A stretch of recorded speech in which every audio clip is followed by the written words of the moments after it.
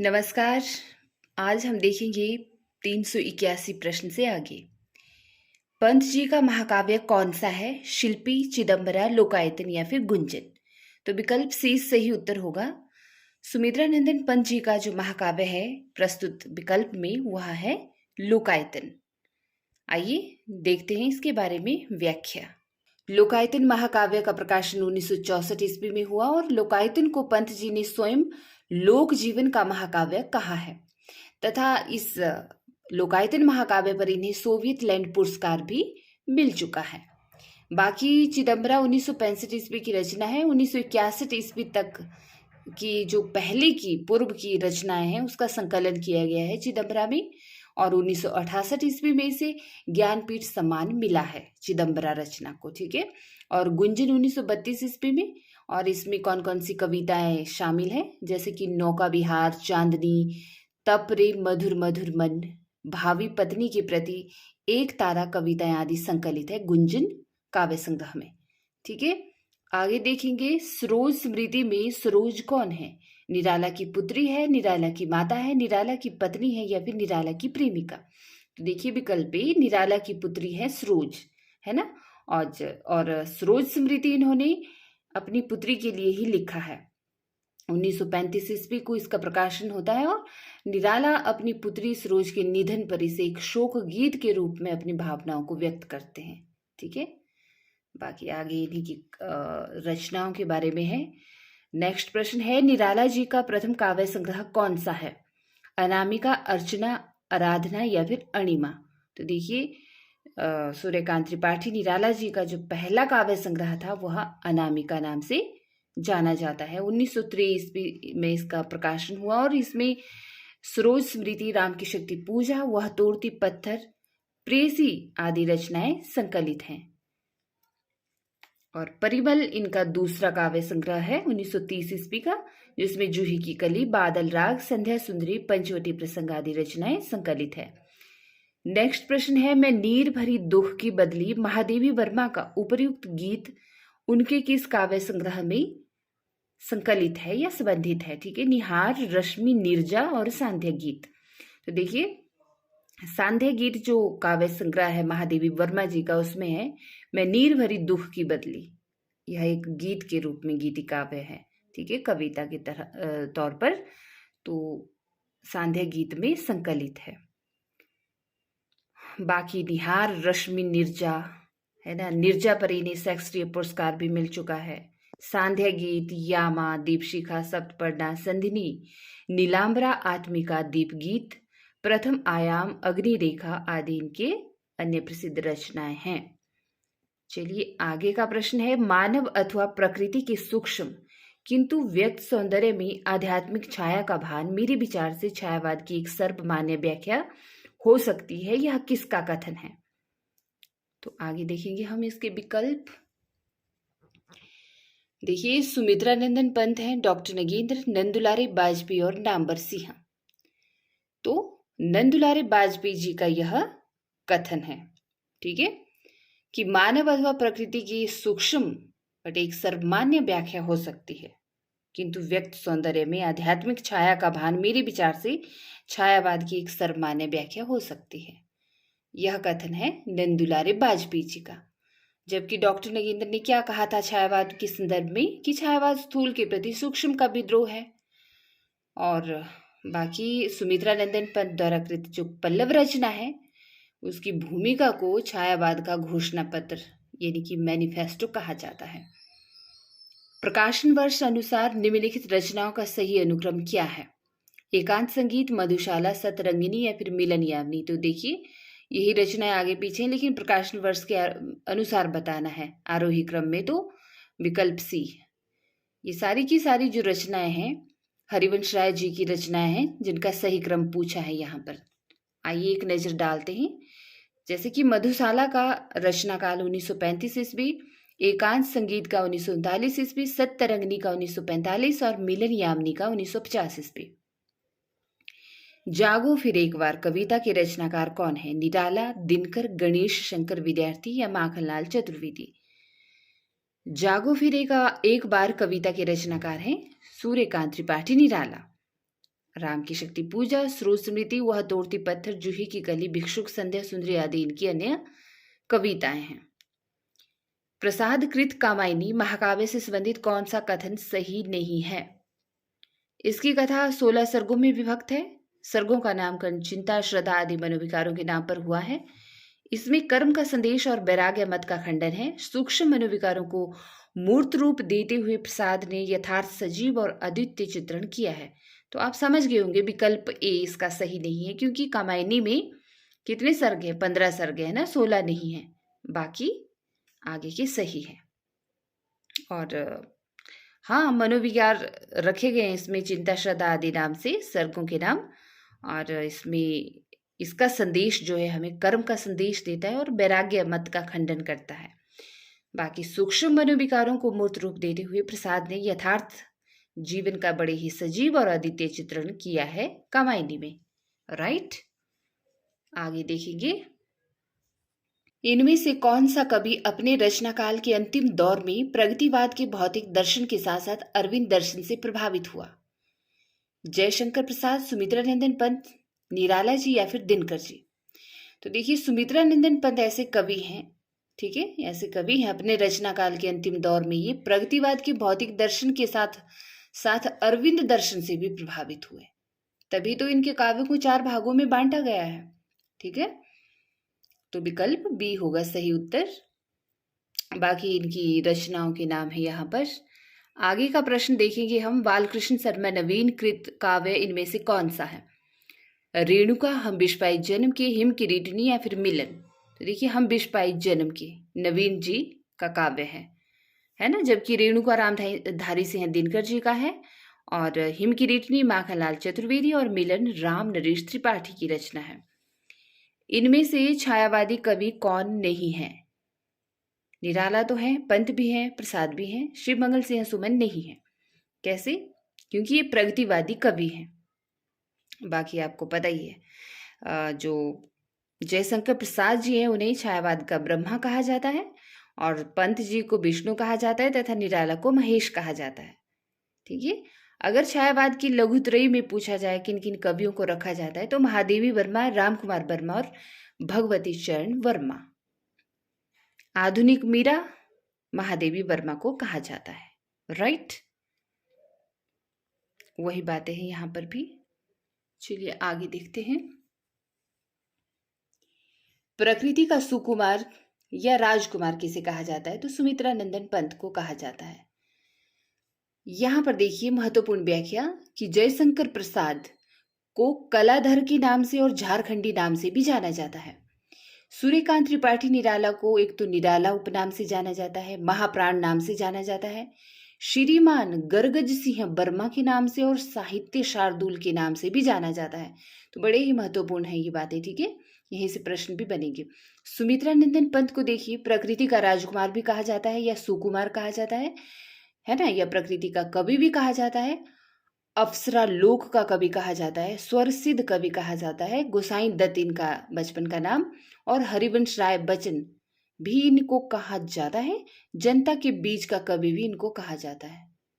What, ये हरिवंश राय बच्चन मेरे को समझ नहीं आया है, ये क्यों डाला होगा इन्होंने, या फिर गलती से हो गया होगा। ओके, प्रश्न देखते हैं दोबारा से। प्रश्न तो वही है, प्रकृति का सुकुमार या राजकुमार किसे कहा जाता है? ठीक है, बाकी तथ्य आप याद रखना, हरिवंश राय बच्चन को रहने देना यहाँ पर। मैं समझी नहीं इसका तात्पर्य क्या हुआ। आप समझे ही होंगे तो आप कमेंट बॉक्स में लिखना। ठीक है, क्या इन्हें छायावाद का हरिवंश राय बच्चन कहा जाता है? हो सकता है कुछ इस तरह से हो। ठीक है, परमात्मा की छाया आत्मा में और आत्मा की छाया परमात्मा में पड़ने पर छायावाद की सृष्टि होती है। यह कथन किसका है? डॉक्टर नगेंद्र का, डॉक्टर रामविलास शर्मा का, आचार्य रामचंद्र शुक्ल का, या फिर डॉक्टर राम कुमार वर्मा का? तो देखिए, डॉक्टर राम कुमार वर्मा ने छायावाद के संबंध में यह कहा था कि छायावाद क्या है? जब परमात्मा की छाया आत्मा में और आत्मा की छाया परमात्मा में पड़ने लगे तो समझो वहां पर छायावाद की सृष्टि होती है। बाकी ये बातें हम काफी बार रिपीट कर चुके हैं कि किस आलोचक ने छायावाद को क्या कहा है? ओके, इन कवियों को आरोही कालक्रम में व्यवस्थित करें। पंत, प्रसाद, निराला, महादेवी। तो आरोही क्रम में होंगे, देखिए, जयशंकर प्रसाद जी का जन्म वर्ष या जन्म काल रहा, समय सीमा रही 1889 में इनका जन्म होता है, 1937 ईस्वी में इनकी मृत्यु। सूर्यकांत त्रिपाठी निराला की 1899 में जन्म और 1962 में मृत्यु। पंत जी की 1900 में जन्म और 1977 में मृत्यु। महादेवी वर्मा का 1907 ईस्वी में जन्म और 1987 ईस्वी में इनकी मृत्यु होती है। तो यही इनका सही जीवन काल से संबंधित आरोही क्रम है। राइट। नेक्स्ट प्रश्न देखिए, पेट पीठ दोनों मिलकर हैं एक, चल रहा लकुटिया टेक। इन पंक्तियों में व्यक्त की गई है अंधरूढ़ी की प्रतिक्रिया, पूंजीपतियों की वृद्धि, घृणा की भावना, या फिर भिक्षुक वर्ग की दयनीय स्थिति, या फिर शोषक वर्ग की मनोवृत्ति। तो विकल्प सी सही उत्तर होगा। भिक्षुक वर्ग की दयनीय स्थिति बयां करती हैं प्रस्तुत पंक्तियां कि पेट पीठ दोनों मिलकर हैं एक, चल रहा लकुटिया टेक। तो देखिए, यह जो कविता की काव्य पंक्तियां है ना, भिक्षुक कविता की ही काव्य पंक्तियां हैं। ठीक है, सूर्यकांत त्रिपाठी निराला की कविता रही है भिक्षुक नाम से। तो इसमें भिक्षुक वर्ग की दयनीय स्थिति को उकेरा गया इस कविता के माध्यम से। इनमें छायावाद की विशेषताओं से संबंधित कौन सा विकल्प सही नहीं है? आत्मानुभूति की अभिव्यक्ति, कल्पना की अतिशयता, सूक्ष्म के प्रति स्थूल का विद्रोह, या फिर सौंदर्य के प्रति अत्यंत आकर्षण। तो देखिए, छायावाद की जो विशेषता है ना, उसमें आत्मानुभूति की अभिव्यक्ति तो मिलती है, कल्पना की अतिशयता भी मिलती है, क्योंकि थोड़ा बहुत देखिए कवियों में क्या होता है, कल्पना की शक्ति होना बहुत जरूरी होता है ना, काल्पनिकता का भी पुट रहता है रचनाओं में, तो वह भी पाई जाती है। और सूक्ष्म के प्रति स्थूल का विद्रोह भी है। लेकिन विकल्प डी, सौंदर्य के प्रति अत्यधिक आकर्षण, हम नहीं कह सकते कि छायावादी काव्य की विशेषता हो सकती है। ठीक, बाकी इसमें और हम ऐड करें इसकी विशेषताओं में तो प्रकृति चित्रण एवं रहस्यवाद भी मिलता है छायावादी काव्य में, और राष्ट्रीय जागरण की आत्मा अभिव्यक्ति की भावना भी मिलती है देखने में। ठीक है, प्रकाशन वर्ष की दृष्टि से महादेवी वर्मा के काव्य संग्रहों का सही क्रम किस विकल्प में है? दीपशिखा, निर्जा, निहार, सांध्या गीत, या फिर बी विकल्प सही होगा, या सी, या फिर डी? तो देखिए, विकल्प सी सही होगा। प्रकाशन वर्ष की दृष्टि से महादेवी जी की जो रचना है, पहले निहार, फिर निर्जा, फिर सांध्या गीत, और फिर दीपशिखा। क्योंकि निहार का जो प्रकाशन वर्ष हुआ 1930 ईस्वी में, निर्जा का 1935 ईस्वी में, सांध्या गीत का 1936 और दीपशिखा का 1942। निराला की कविता जूही की कली को किस संपादक ने बिना प्रकाशित किए वापस कर दिया था? तो आप सभी विकल्प देखकर पहचान गए होंगे, महावीर प्रसाद द्विवेदी जी ने, क्योंकि सरस्वती पत्रिका के संपादक रहे थे। निराला ने अपनी ये कविता भेजी थी सरस्वती पत्रिका में छापने के लिए, तो बट इसको क्या इन्होंने कहकर लौटा दिया और नहीं छापा महावीर प्रसाद द्विवेदी जी ने, कि इसमें क्या है, अश्लीलता का पुट है या अश्लीलता का वर्णन है। उन्होंने इसे अश्लील कविता कहा था, इसलिए छापने से मना कर दिया था। ठीक है, और वापिस बिना प्रकाशित किए वापिस भेज दिया था।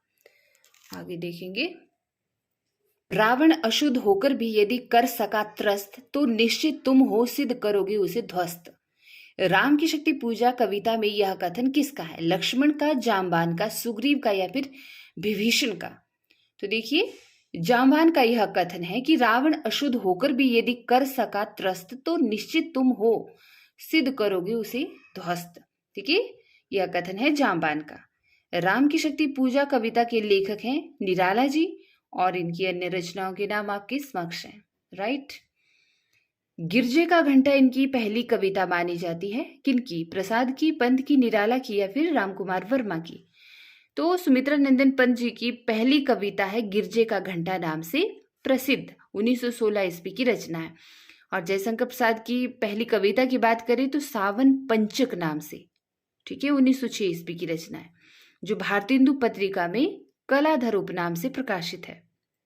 क्योंकि हम सभी जानते हैं कि प्रसाद जी बचपन में कलाधर नाम से लिखते थे। ठीक है। सूर्यकांत त्रिपाठी निराला की प्रथम कविता जूही की कली है, जो 1916 ईस्वी में प्रकाशित हुई थी। तो 3 प्रश्न यहाँ से बन गए आपके। हो गया है व्यर्थ जीवन, मैं रण में गया हार। यह काव्य पंक्ति निराला की किस कविता में है? राम की शक्ति पूजा में, स्रोत स्मृति में, वनवेला में, या फिर स्नेह निर्झर बह गया? तो देखिए, वनवेला जो रचना है निराला जी की, उसमें है यह काव्य पंक्तियां कि हो गया है व्यर्थ जीवन, मैं रण में गया हार। ठीक है, तो वनवेला कविता में है ये। छायावाद युग में लिखी गई कविता पुस्तक ब्रज रस के रचनाकार कौन है? वियोगी हरि, राय कृष्णदास, वैढ़व बनारसी, या फिर श्रीनाथ सिंह? तो राय कृष्णदास की रचना है जो छायावाद युग में लिखी गई है ब्रज रस नाम से। ठीक है, वियोगी हरि की रचना वीर सतसई है, और चरखा स्रोत, तो ये भी रचनाएं पूछी जा सकती है कि चरखा स्रोत रचना किसकी है? तो वियोगी हरि की या फिर वीर सतसई। आगे का प्रश्न देखिए, लोकायतन पंथ की प्रबंध कृति है जो किन दो खंडों में विभाजित है? बाह्य परिवेश और अंतश्चेतने, जीवन और प्रकृति, व्यक्ति और समाज, या फिर इनमें से कोई नहीं? तो लोकायतन पंथ की एक ऐसी प्रबंध कृति है जो बाह्य परिवेश और अंतश्चेतने दो खंडों में विभाजित है। ठीक है, विकल्प ए इसका सही उत्तर होगा। और इस रचना में हम देख सकते हैं कि इनमें क्या है? अरविंद दर्शन की छाप है, या अरविंद दर्शन की छाया है। किनमें? पंत जी में। ठीक है, लोकायतन पंत जी की प्रबंध कृति है जो बाह्य परिवेश और अंतश्चेतने इन दो खंडों में विभाजित है। और इस रचना में हम साफ देख सकते हैं कि अरविंद दर्शन की छाया इनमें है, इनकी सोच में, इनकी कलम में। ठीक है, और इसमें अरविंद दर्शन के आधार पर इन्होंने एक नया दर्शन ढूंढने का प्रयास किया है इस रचना में, लोकायतन में। और इस रचना पर पंत जी को सोवियत लैंड पुरस्कार भी मिला है, तो आपने याद रखना है। और इस प्रश्न का सही विकल्प होगा उत्तर के तौर पर विकल्प ए। ठीक है, दो खंडों पर है, कौन कौन से? बाह्य परिवेश और अंतश्चेतने। हरिवंश राय बच्चन की काव्यधारा का उल्लेख कीजिए। छायावादी, हालावादी, प्रयोगवादी, या फिर प्रगतिवादी? तो हम सब जानते हैं विकल्प बी होगा हालावादी, क्योंकि हरिवंश राय बच्चन की जो काव्यधारा रही है वह हालावादी रही है। ठीक है, और इन्हें क्या कहा जाता है? इन्हें प्रेम व मस्ती के काव्यकार भी कहा जाता है ना, प्रेम और मस्ती का कवि, क्योंकि इन्होंने प्रेम और मस्ती का काव्य रचा है और इसी के अंतर्गत ये आते हैं। चाहे वो रचना मधुशाला हो, मधुबाला हो, मधुकलश हो, या फिर निशा निमंत्रण, या एकांत संगीत हो, या फिर आकुल अंतर हो, सतरंगिनी हो, या फिर बंगाल का अकाल आदि। ठीक है, तो हालावादी काव्यधारा का प्रयोगकर्ता या काव्यकार कहा जाता है हरिवंश राय बच्चन को। ज्ञान भिन्न, कुछ क्रिया भिन्न है, इच्छा क्यों पूरी हो मन की, एक दूसरे से न मिल सके, यह विडंबना है जीवन की। उपर्युक्त पंक्तियां कामायनी के किस सर्ग से ली गई हैं? चिंता से, कर्म से, संघर्ष से, या फिर रहस्य से? तो देखिए विकल्प डी, रहस्य से। जो रहस्य सर्ग है ना कामायनी का, उसी से यह पंक्तियां ली गई हैं कि ज्ञान भिन्न, कुछ क्रिया भी भिन्न है, इच्छा क्यों पूरी हो मन की, एक दूसरे से न मिल सके, यह विडंबना है जीवन की। राइट, रहस्य सर्ग से। आगे देखिए, प्रकाशन काल की दृष्टि से हरिवंश राय बच्चन की रचनाओं का सही अनुक्रम बताना है। निशा निमंत्रण, प्रणय पत्रिका, जाल समेटा, मिलन यामिनी। राइट, तो देखिए यहाँ पे विकल्प डी होगा सही। पहले होगा निशा निमंत्रण, 1938 ईस्वी में इसका प्रकाशन हुआ। मिलन यामिनी 1950 ईस्वी, प्रणय पत्रिका 1954 ईस्वी, और जाल समेटा 1973 ईस्वी। आगे का प्रश्न है, जयशंकर प्रसाद की कृतियां किस विकल्प में है? नीरजा, सांध्या गीत, स्मृति की रेखाएं, या फिर पथ के साथी? ठीक है, जयशंकर प्रसाद की कृतियां किस विकल्प में है? ओके, नीरजा, सांध्या गीत ये तो किसकी है, और पथ के साथी किसकी रचना है? ये स्मृति की रेखाएं, ये सारी की सारी है महादेवी वर्मा की। झरना, लहर, ध्रुव स्वामिनी, स्कंदगुप्त? तो विकल्प बी होगा इसका सही उत्तर, है ना, क्योंकि जयशंकर प्रसाद की कृतियां हैं। राइट, और आगे के विकल्प भी यही थे, पंत के थे और निराला के थे। ठीक है, मतलब जो छायावाद की चार स्तंभ है ना, उन सभी की रचनाओं को दिया था विकल्पों के तौर पर। तो हमें पता चल गया कि विकल्प बी इस प्रश्न का सही उत्तर होगा। आगे देखेंगे, दुख की पिछली रजनी बीच बिकसता सुख का नवल प्रभात, यह काव्य पंक्ति किस कृति की है? चांद का मुंह टेढ़ा है साकेत कामायनी यामा। तो कामायनी की काव्य पंक्ति है कि दुख की पिछली रजनी बीच बिकसता सुख का नवल प्रभात। ठीक है, और कामायनी के भी किस सर्ग की? श्रद्धा सर्ग की। राइट, कामायनी का प्रकाशन वर्ष हमें पता है, कामायनी की सर्ग हमें पता है। ठीक है, और देखिए, ओके ओके ओके, आगे आगे देखेंगे, मधुशाला का प्रकाशन वर्ष 1935, 34, 36 या फिर 33? तो 1935 मधुशाला का प्रकाशन हुआ था 1935 ईस्वी में। 1936 में मधुबाला का हुआ था और 1937 में मधु कलश का। ठीक है, तो इनको बचन त्रयी के नाम से भी जाना जाता है, इन तीनों रचनाओं को, हरिवंश राय बच्चन जी की। और इन तीनों ग्रंथों को हालावाद का धर्म ग्रंथ भी माना जाता है। भाई देखिए, 2 प्रश्न यहां से तैयार हो गए। और कि निम्न में से किन रचनाओं को बचन त्रयी के नाम से जाना जाता है? तो आप कहेंगे मधुबाला, मधु कलश और मधुशाला। ठीक है, और हालावाद के धर्म ग्रंथ कौन माने जाते हैं? आपके पास विकल्प दिए होंगे तब भी यही होंगे। ठीक है, मधुशाला, मधुबाला और मधु कलश इंपॉर्टेंट है। निशा निमंत्रण की रचनाकार कौन है? पंत, बचन, नवीन, वीरेंद्र मिश्र? तो देखिए, हरिवंश राय बच्चन जी की रचना है निशा निमंत्रण। ओके, बच्चन जी ने प्रेम और मस्ती की कविताएं लिखी हैं। ठीक है, तो इनकी जो सारी रचनाएं हैं उनके नाम आपके सामने हैं। आगे देखेंगे, अपराजिता के लेखक कौन है? नरेंद्र शर्मा, अंचल जी, दिनकर या फिर माखनलाल चतुर्वेदी? तो अंचल, यानी कि रामेश्वर शुक्ल अंचल की रचना है अपराजिता। और इनके काव्य में नारी के प्रेम एवं सौंदर्य की उदात्त कल्पना की गई है। याद रखना है, ये छायावादोत्तर यानी कि छायावाद काल के बाद के कवि हैं रामेश्वर शुक्ल अंचल जी। अपराजिता, मधुलिका, मधुकर्ण, किरण बेला, करील तथा लाल चुनर आदि इनकी रचनाएं हैं, काव्य संग्रह हैं। ठीक है, जिसमें बहुत सारी कविताएं संकलित हैं। अपराजिता और मधुलिका में वासनात्मक प्रेम की अभिव्यक्ति हुई है। लेकिन इनकी जो ये करील रचना है ना, इसको काफी बार पूछा गया है। मधुलिका भी और करील भी पूछी तो वैसे सभी रचनाएं, लेकिन मैंने ज्यादातर देखा है इन रचनाओं को। ठीक है, आपने याद रखना है। हालावाद के प्रवर्तक? विकल्प डी, हरिवंश राय बच्चन।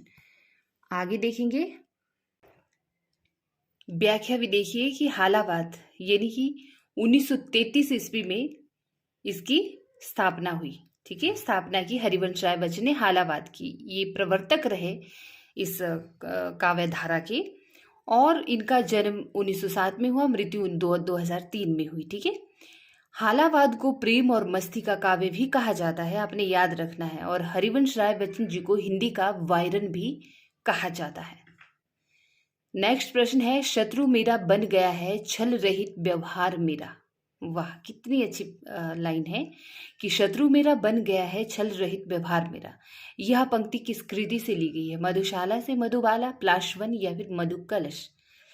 तो मधु कलश की यह रचना काव्य पंक्ति है कि शत्रु मेरा बन गया है छल रहित व्यवहार मेरा। ठीक, हरिवंश राय जी की कृति है। आगे अगर और पंक्तियों की बात करें, जैसे कि मधुशाला की पंक्तियां कौन है? तो सूर्य बने मधु का विक्रेता, सिंधु बने घट जलहाला। ठीक है, और मधुबाला की बस एक बार पूछा जाता है यदि अमृत से पड़ता पाला। तो ये काव्य पंक्तियां भी पूछी जाती हैं। हिंदी काव्य जिसे कि मांसलवाद का कहा जाता है, उसके प्रवर्तक कौन माने जाते हैं? रामेश्वर शुक्ल अंचल, हरिवंश राय बच्चन या पंत या फिर प्रसाद? तो देखिए, शुक्ल अंचल, रामेश्वर शुक्ल अंचल जी मांसलवाद के प्रवर्तक माने जाते हैं हिंदी साहित्य के अंतर्गत। ठीक है, ये छायावाद के बाद के कवि हैं, उत्तरार्ध के कवि हैं मतलब। ठीक है, जो छायावाद की उत्तरावस्था थी उसके कवि हैं, जबकि हालावाद के प्रवर्तक आपके बच्चन जी हैं और प्रकृति के सुकुमार पंत जी हैं और प्रेम और सौंदर्य के कवि प्रसाद जी हैं। बालकृष्ण शर्मा नवीन का सर्वप्रथम प्रकाशित काव्य संग्रह कौन सा है? कवसी, रश्मि रेखा, उर्मिला या फिर कुमकुम? तो कुमकुम इनका नवीन जी का प्रथम प्रकाशित काव्य संग्रह है। राइट। इसके अलावा नवीन जी के अन्य जो काव्य संग्रह हैं, उर्मिला, अपलक, रश्मि रेखा, क्वासी, लेकिन यहाँ पे प्रथम पूछा था तो कुमकुम है। ठीक है। पुष्प की अभिलाषा तो हम सभी जानते हैं माखनलाल चतुर्वेदी की यह रचना है और ये राष्ट्रीय काव्य धारा के कवि हैं और एक भारतीय आत्मा उपनाम से कविताएं लिखते थे और इनकी कविता में आपको वीर रस की प्रधानता मिलेगी। हिमकिरीटनी, हिमतरंगिणी, माता तथा समर्पण आदि इनके अन्य काव्य संग्रहों के नाम हैं। मौर्य विजय किसकी है? सियाराम शरण गुप्त की। ठीक है, विकल्प बी। बाकी गुप्त जी की यानी कि सियाराम शरण गुप्त जो किसके भाई है? मैथिली शरण गुप्त के भाई है ना। बाकी इनके जो अन्य रचनाएं हैं जैसे कि पाथेय, गोपिका, बापू, अनाथ, आद्रा, विषाद आदि। और इनके उपन्यासों की बात करें तो अंतिम आकांक्षा, नारी और गोद इनके उपन्यास हैं सियाराम शरण गुप्त जी के। आगे देखेंगे, छायावाद और उत्तर छायावाद के बीच कुछ वैसा ही संबंध दिखता है जैसा मध्यकाल में भक्ति काव्य और रीति काव्य के बीच दिखता था। पंक्तियों के लेखक कौन है? नंदुलारे बाजपेयी, बचन सिंह, रामस्वरूप चतुर्वेदी या डॉक्टर नगेंद्र। तो देखिए, डॉक्टर रामस्वरूप चतुर्वेदी ने यह कहा है, ठीक है, कि जो छायावाद है और उत्तर छायावाद है उसके बीच कुछ वैसा ही संबंध दिखता है जैसा कि मध्यकाल में देखने को मिला था हमें भक्ति काल और रीतिकाल के बीच में। राइट। और यह इन्होंने अपनी बुक, अपनी जो पुस्तक है इनकी हिंदी साहित्य एवं संवेदना का विकास, उसमें लिखा है। वहीं से ये पंक्तियां यहाँ पर रखी गई है प्रश्न के तौर पर। निम्नलिखित विकल्पों में से किनका संबंध माखनलाल चतुर्वेदी जी से है? सिपाही, आद्रा, दैनिकी, पुष्प की अभिलाषा। नीचे दिए गए कोट में से सही उत्तर, सही विकल्प चुनना है। 1 और 3 सही हैं, 1 और 4 सही हैं, 2 और 4 सही हैं, फिर 3 और 4 सही हैं। तो देखिए 1 और 4 सही हैं, यानी कि सिपाही और पुष्प की अभिलाषा जो है माखनलाल चतुर्वेदी की रचनाएं हैं। राइट। जबकि जो दिए गए हैं ना आद्रा और दैनिकी, ये किसकी हैं? सियाराम शरण गुप्त की रचना है। ओके। सिंहासन, सिंहासन नहीं है, हिंसा नल से शांत नहीं होता हिंसा नल। उपर्युक्त ध्येय वाक्य का संबंध किस काव्य से है? कुरुक्षेत्र से, जयद्रथ वध से, उन्मुक्त से या फिर अशोक की चिंता। तो देखिए सियाराम शरण की जो रचना है उन्मुक्त, वहीं से यह काव्य पंक्ति रखी गई है कि हिंसा नल से शांत नहीं होता हिंसा नल। ठीक। बाकी यहाँ पे दिया गया है कि दिनकर को ओज और पौरुष का कवि भी कहा जाता है, अधैर्य का कवि और डिप्टी राष्ट्र कवि भी कहा जाता है। और मैथिली शरण गुप्त को हरिगीतिका छंद का बादशाह कहा जाता है। राइट। निम्नलिखित में से कौन कौन से कवि उत्तर छायावाद से संबंधित हैं? राम नरेश त्रिपाठी, रामेश्वर शुक्ल अंचल, बालकृष्ण शर्मा नवीन, भारत भूषण अग्रवाल। ए और बी और डी, बी और सी और या सी और डी।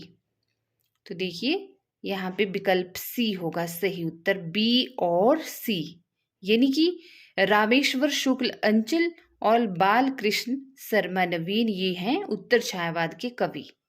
राइट, याद रखना है आपने। आगे का प्रश्न देखेंगे,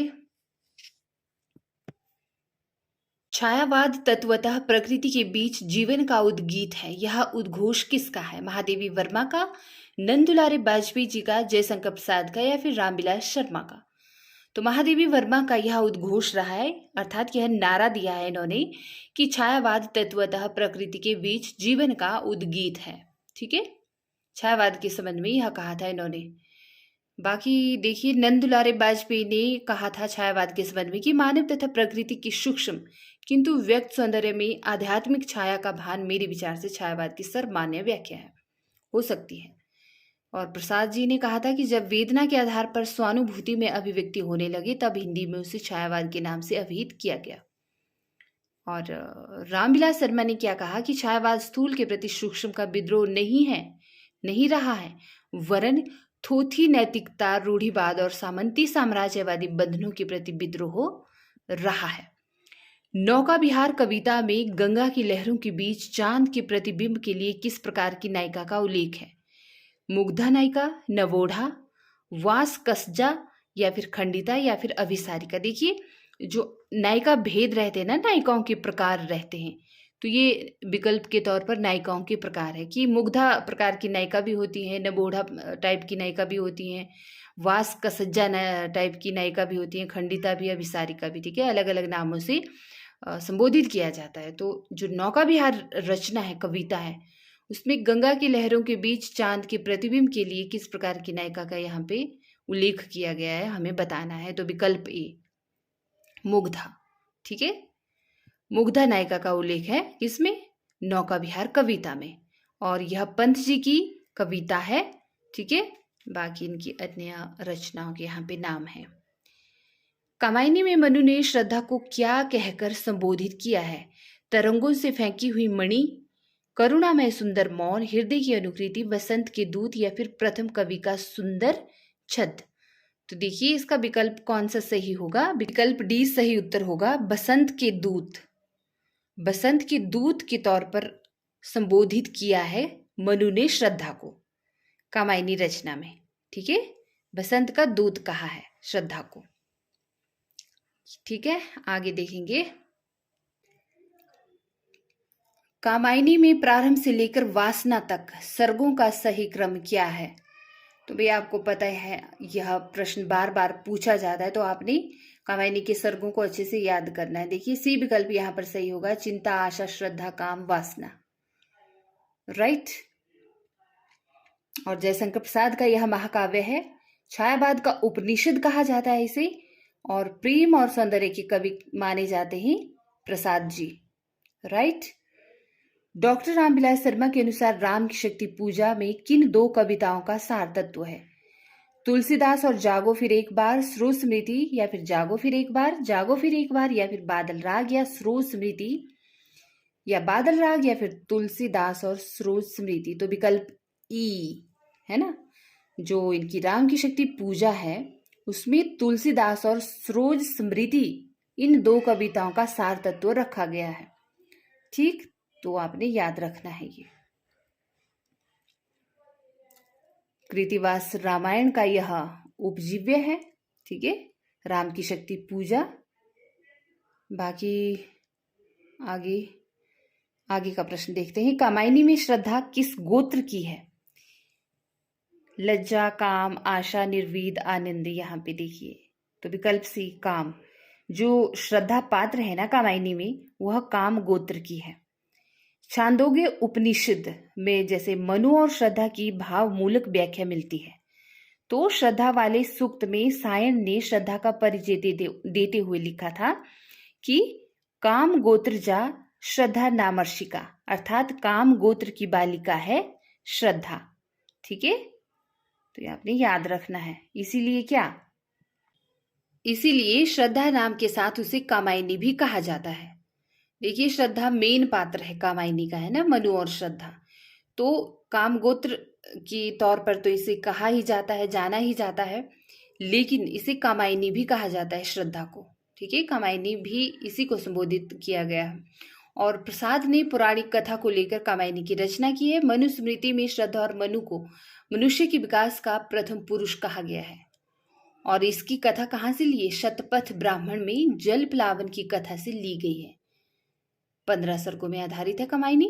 ठीक है, निम्न में से कौन सी छायावादी शैली की प्रमुख विशेषता नहीं है? गीति प्रधानता, लाक्षणिकता, प्रतीकात्मकता, तत्सम बहुलता या इतिवृत्तात्मकता। तो आप देख गए होंगे छायावाद की विशेषताओं से संबंधित विकल्प ई इसका सही नहीं है। ये द्विवेदी युग की प्रधान विशेषता रही है, इतिवृत्तात्मकता।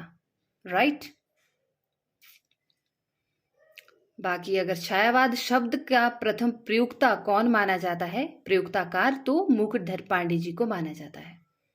ये बात आपने याद रखनी है। किस विकल्प में रचना और उसका प्रकाशन वर्ष सही दिया गया है? जूही की कली, निराला 1916, युगांत जो पंत की है 1936, कामायनी प्रसाद की 1938, यामा महादेवी की 1940।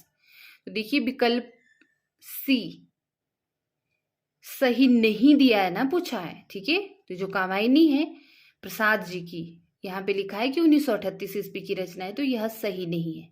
बाकी विकल्प सही है। ठीक है, जूही की कली का 1916 ईस्वी में हुआ था, यामा का 1940 में, युगांत का 1936 में, जबकि कामायनी का कब हुआ था? 1935 में हुआ था, है ना। देखिए यहाँ पर 1935 में। बाकी ठीक है। छायावाद के संदर्भ में निम्नलिखित में से कौन सा कथन असत्य है?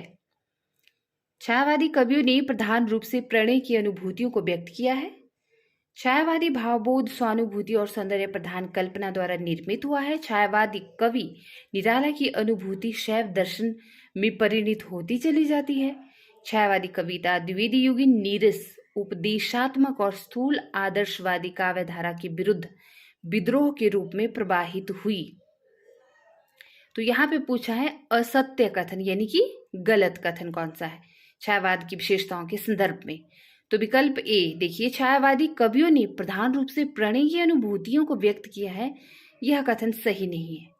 ठीक है, बाकी आपने एक बात याद रखनी है कि जितनी बार भी ये प्रश्न आता है, जिस रूप में आता है कि छायावाद के संदर्भ में, इसकी विशेषताओं के संदर्भ में कौन सा कथन सत्य है, सत्य नहीं है, यहाँ से ये विकल्प के तौर पर जो दिए होते हैं, यहाँ से हमें समस्त छायावाद का पता चलता है कि छायावाद में कैसा काव्य रचा गया। तो ये बहुत महत्वपूर्ण प्रश्न हो जाता है। छायावाद के संदर्भ में इनमें से कौन सा कथन गलत है? देखिए दोबारा से उसी तरह का प्रश्न है। छायावाद को अपना समर्थ आलोचक नंदुलारे वाजपेयी के रूप में मिला। छायावाद के समांतर चलने वाली प्रेम और मस्ती की काव्यधारा के एक प्रमुख कवि हरिवंश राय बच्चन जी हैं। छायावाद की राष्ट्रीय सांस्कृतिक काव्यधारा के एक प्रमुख कवि राधा कृष्ण दास जी हैं। महादेवी वर्मा ने अज्ञात प्रियतम के प्रति प्रणय निवेदन किया है। तो देखिए विकल्प सी सही नहीं है छायावाद की विशेषताओं के संदर्भ में, क्योंकि देखिए विकल्प सी में क्या है कि छायावाद की राष्ट्रीय सांस्कृतिक काव्यधारा के एक प्रमुख कवि राधा कृष्ण दास रहे हैं, तो यह सही नहीं है। बाकी विकल्प ए, बी और डी बिल्कुल सही है। ठीक, क्योंकि देखिए नंदुलारे वाजपेयी एक बहुत अच्छे आलोचक रहे हैं और छायावाद के संदर्भ में यदि एक समर्थ आलोचक माना जाता है तो उन्हीं को माना जाता है। ठीक है, बाकी प्रेम और मस्ती का काव्य रचा हरिवंश राय बच्चन जी ने, बिल्कुल सही है। और महादेवी वर्मा जी ने अज्ञात प्रियतम के प्रति अपना प्रणय निवेदन किया है, हमें इनके काव्य से पता चलता है। ठीक है, यह भी सही है। तो मैं फिर रिपीट करना चाहूंगी कि जो विशेषताएं होती है ना, चाहे वो किसी भी युग की विशेषताएं हों, वो बहुत महत्वपूर्ण होती है। उन्हीं विशेषताओं से हमें पता चलता है कि उस युग में किस तरह का काव्य रचा गया, इसीलिए विशेषताएं बहुत महत्वपूर्ण होती हैं। और होप इतने सारे प्रश्न आ चुके हैं विशेषताओं से संबंधित, आप समझ गए होंगे कि छायावाद कैसा युग रहा है या उसमें किस तरह का काव्य रचा है, या और भी जैसे द्विवेदी युग देखा हमने, भारतीय युग देखा है ना, तो उनमें किस किस तरह का काव्य रचा, विशेषताओं से बहुत अच्छे से पता चल जाता है। चलिए आगे देखेंगे। दुख ही जीवन की कथा रही, क्या कहूँ आज जो नहीं कही। उपयुक्त पंक्तियां किस कविता से ली गई हैं? तोड़ती पत्थर, राम की शक्ति पूजा, सरोज स्मृति या फिर जूही की कली। तो सरोज स्मृति जो एक शोक गीत माना जाता है निराला द्वारा रचित, ठीक है, 1935 ईस्वी का, उसी की ये पंक्तियां हैं कि दुख ही जीवन की कथा रही, क्या कहूँ आज जो नहीं कही। इस कविता को आप पढ़िएगा। ओके, कविता हमारी परिपूर्ण क्षणों की वाणी है, यह किसने कहा है? पंत ने, निराला ने, वर्मा ने, यानी कि महादेवी वर्मा ने, क्योंकि वर्मा बहुत सारे हैं, ठीक है, या फिर दुष्यंत कुमार ने? तो बताइए। सुमित्रा नंदन पंत जी ने कहा है कविता के संबंध में कि कविता हमारे परिपूर्ण क्षणों की वाणी है। आगे इनके रचनाओं के नाम हैं। नेक्स्ट प्रश्न देखिए, मधुशाला में हरिवंश राय बच्चन ने किस छंद का प्रयोग किया है? दोहा, चौपदी, सोनेट या फिर रुबाइयां? तो विकल्प डी है ना, रुबाइयों का प्रयोग किया है, रुबाइया छंद का। किसमें? मधुशाला में। रुबाइयां 4 पंक्तियों की कविता है, मैंने पहले भी आपको बताया है, जिसकी पहली 2 और चौथी पंक्तियां कैसी होती हैं? तुकात्मक होती हैं, और तीसरी लाइन कैसी होती है? बिल्कुल मुक्त होती है, आजाद होती है। ठीक है, और रुबाई का अपना एक छंद भी होता है। आगे देखिए, आप मधुशाला रचना पढ़ना, उससे आपको पता चल जाएगा कि मतलब रुबाइयां जो छंद होता है वो किस तरह का होता है, कहाँ पर तुकबंदी की होती है और कहाँ पर कौन सी लाइन आजाद रखी जाती है बिना तुक के। ओके, साफ पता चल जाएगा आपको। द्रौपदी नामक प्रबंध काव्य के रचयिता कौन है? नरेंद्र शर्मा, शंभुनाथ सिन्हा, प्रभाकर माचवी या फिर धर्मवीर भारती। तो नरेंद्र शर्मा का प्रबंध काव्य रहा है द्रौपदी नाम से, राइट। बाकी ये कौन, यानी कि नरेंद्र शर्मा है, ये प्रेम और मस्ती के कवियों के अंतर्गत आते हैं, ठीक है। और इनके अन्य काव्य हैं प्रभात फेरी, प्लाशवन, अग्निशस्य, रक्त चंदन, मिट्टी और फूल और प्रवासी के गीत। प्रवासी के गीत बहुत महत्वपूर्ण रचना है, अक्सर पूछी जाती है। तो देखिए, जो ये धारा चली ना हालावाद की या प्रेम और मस्ती का काव्य जिसमें रचा गया, तो उसमें हरिवंश राय जी प्रमुख कवि तो हैं ही, लेकिन साथ में नरेंद्र शर्मा भी हैं और भी कवि हैं, ठीक है। सुमित्रा नंदन पंत की निम्नलिखित में से किस रचना पर उन्हें महर्षि अरविंद का प्रभाव देखने को मिलता है? मन की स्वप्न, ताज, स्वर्ण किरण या फिर नारी। तो स्वर्ण किरण इनकी ऐसी रचना है जिसमें किसका, महर्षि अरविंद का प्रभाव देखने को मिलता है इन पे, ठीक है। आगे देखेंगे, निम्नलिखित रचनाओं को उनके रचनाकारों के साथ सुमेलित कीजिए। तो देखिए, प्रेम, पथिक, गीतिका, सांध्य गीत, गुंजन। तो आप मुझे बता सकते हैं यहाँ पर कि प्रेम पथिक किसकी रचना है, बताइए। हम सभी जानते हैं जयशंकर प्रसाद की रचना है प्रेम पथिक, तो ए का हो जाएगा यहाँ पर 5, ठीक है। गीतिका निराला जी की रचना है, सांध्य गीत महादेवी जी की रचना है और गुंजन किसकी रचना है? सुमित्रा नंदन पंत की, ठीक है। और यहाँ पे एक्स्ट्रा भी दिया है क्या? नहीं, इतनी ही रचनाओं के नाम है। तो ये बहुत ही कॉमन सा था, साधारण सा, मतलब इजी सा प्रश्न, तो हो गया सॉल्व, ठीक है। आगे देखेंगे, प्रसाद जी ने अपनी किस रचना में आनंद की प्रतिष्ठा दार्शनिकता के ऊपरी आभास के साथ कल्पना की भूमिका बनाकर दी है? आंसू में, लहर में, कामायनी में या फिर झरना में। तो देखिए, कामायनी ऐसी रचना है प्रसाद जी की जिसमें आनंद की प्रतिष्ठा इन्होंने दार्शनिकता के ऊपरी आभास के साथ कल्पना की भूमिका बनाकर दी है, राइट। किस धारा का काव्य भौतिक तथा आध्यात्मिक के द्वैत और संघर्ष की ज्वलंत आधुनिक समस्या से जूझने का प्रयास है? नई कविता, प्रगतिवाद का, छायावाद का या फिर प्रयोगवाद का। तो छायावादी जो काव्य धारा थी, ठीक है, उसका भौतिक तथा आध्यात्मिक द्वैत और संघर्ष की ज्वलंत आधुनिक समस्या से जूझने का प्रयास किया गया है छायावाद में, ठीक है। जो काव्य का भौतिक और आध्यात्मिक पक्ष होता है ना, उसका द्वैत और संघर्ष की ज्वलंत आधुनिक समस्या के साथ जूझने का प्रयास किया गया है छायावादी काव्य के माध्यम से, तो आपने याद रखना है। नेक्स्ट है, काव्य आत्मा की संकल्पनात्मक अनुभूति है, यह कथन किसका है? शुक्ल का, पंत का, महादेवी वर्मा का या फिर प्रसाद का। तो जयशंकर प्रसाद ने कहा था कि काव्य आत्मा की संकल्पनात्मक अनुभूति है, ओके। तो बाकी देखिए, सुमित्रा नंदन पंत ने क्या कहा है काव्य के संबंध में? कविता हमारे परिपूर्ण क्षणों की वाणी है। महादेवी वर्मा कहती हैं कि कविता कवि विशेष की भावनाओं का चित्रण है और वह चित्रण इतना ठीक है कि उसे वैसी ही भावनाएं किसी दूसरे के हृदय में आविर्भूत होती हैं। और महावीर प्रसाद द्विवेदी जी कहते हैं कि अंतःकरण की वृत्तियों के चित्र का नाम ही कविता है। कविता या काव्य, ठीक है, सेम है। और आचार्य शुक्ल कहते हैं कि जिस प्रकार आत्मा की मुक्तावस्था ज्ञान दशा कहलाती है, उसी प्रकार हृदय की मुक्ता दशा रस दशा कहलाती है, मुक्तावस्था, ठीक है। हृदय की मुक्ति साधना के लिए मनुष्य की वाणी जो शब्द विधान करती आई है उसे ही कविता कहते हैं। तो ये महत्वपूर्ण एक्सप्लेनेशन है काव्य या कविता के संबंध में, आपने याद रखनी है, ओके। आगे का प्रश्न भी देख लेते हैं फटाफट से। सुमित्रा नंदन पंत की काव्य कृति नहीं है दीपशिखा, ग्राम्य, युगांत, पल्लव। तो दीपशिखा जो है सुमित्रा नंदन पंत की काव्य कृति नहीं है, बल्कि यह किसकी है? महादेवी वर्मा की है। कामायनी में कौन सा सर्ग नहीं है? लोभ, श्रद्धा, चिंता, आनंद। तो विकल्प ए, लोभ जो है कामायनी का सर्ग नहीं है, ठीक है, बल्कि ये किसके हैं? जैसे हमने आचार्य शुक्ल के जो मनोविकार संबंधी निबंध पढ़े हैं ना, उसमें है लोभ का जिक्र, है ना, लोभ का।